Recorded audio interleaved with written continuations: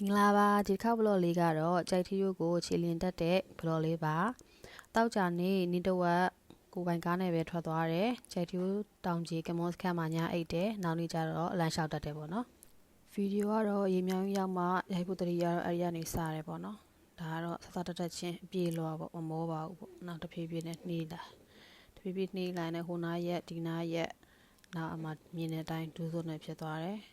နောက်အကောင်ကြီးကြိုက်လို့ဆိုပြီးတော့ဟိုကုတ်ဒီကုတ်ပေါ့နော်ကုတ်ရင်းနဲ့နားတယ်ပေါ့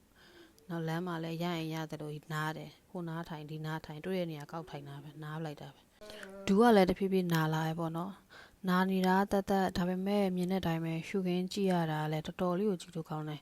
ဘေးနာပတ်ဝန်းကျင်တစ်လျှောက်လုံးကမြူတွေဆိုင်နေရတယ်အဲ့မြူတွေဆိုင်တဲ့နားလေးမှာမတက်ကလေးခဏရက်လိုက်ပြီဆိုလို့ရှိရင်ပဲလူကအရန်အမောပြေဟွာအလန်းဆန်းဟွာသူတို့ခံစားရတယ်နောက်ပြီးအဲ့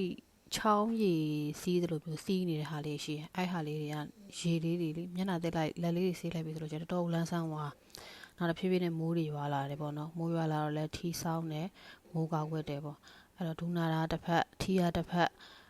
တောင်မွေးရတစ်ဖက်နဲ့အဲ့ဒီနားတွေဆိုလို့ရှိရင်အောက်ကငုံကြည့်လို့ရှိရင်လေအဲ့တံတားလေးရှိတဲ့နေရာလေးတဲ့တော်တော်အသေးရဖို့ကောင်းတယ်အနက်ကြီးပေါ့နော်နောက်လမ်းမှာလည်းတခြားတောင်တက်တဲ့အဖွဲနဲ့လည်းစုံတယ်သူတို့ဆိုလို့ရှိရင်အဲ့အကိုတရားပြောတော့သူက38ခေါက်မြောက်ဖြစ်သွားပြီတဲ့တော်တော်မိုက်တယ်နော်ကိုရီးယားတော့ဒါပထမဆုံးတစ်ချိန်ဆိုတော့တော်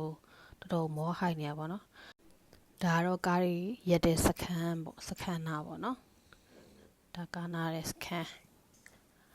အနားမှာလည်းခဏရက်ပြီးတော့နားလိုက်သေးတယ်ဒါတောင်တမောရောက်နေဖះပေါ်တက်ဖို့လည်းဖြည်းဖြည်းနဲ့သွားနေ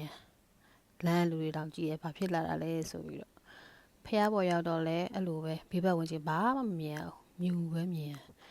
ကို့အဖွဲလူ၄ယောက်ကိုတော့တယောက်နဲ့တယောက်နည်းနည်းလှမ်းဝိုင်းတိတ်မမြင်ရချင်တော့အဲ့လိုမျိုးမြင်ရတဲ့အတိုင်းပဲမိုးကလည်းဖွားဖွားလေးရွာနေတယ်နောက်အမှတလန်းလုံးရေဆိုလာတော့6ယောက်တည်းရေနူးထားတာနဲ့